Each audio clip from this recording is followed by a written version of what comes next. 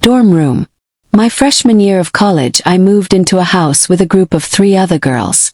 It was a kind of like a Christian sorority, without really being a sorority. The house used to be a 2-bedroom, 1-bath house. The meeting house was across the street, so when it went up for sale, the owner of the group bought the house to rent out to college kids like us.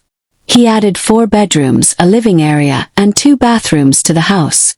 All 4 of us lived in the new area of the house because the old side was not as nice. The old rooms sat empty. Across the street next to the meeting house was another old house that he rented out to the boys. So the first thing that happened was we were all watching a movie in the new living area when we heard a loud crash from one of our bedrooms. We checked it out and a large picture had fallen off the wall. We didn't think too much of it.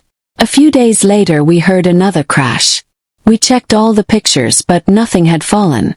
A few nights later, we were all asleep when we heard a ton of crashes from the laundry room in the old side of the house. Instead of coming out, we called the boys across the street and they came over to check the house. They found nothing. An hour later we woke up to the same crashing noises. We called the boys again. This time the laundry room was all torn up.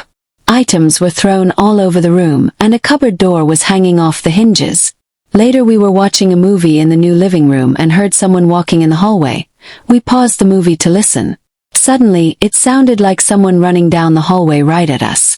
The footsteps stopped right beside us, but there was no one there. At this point we were all creeped out, so we started all sleeping in my room together because I had a very large bed. One night we were all in there. We had been making a point to lock the doors since we thought maybe a real person had torn up the laundry room.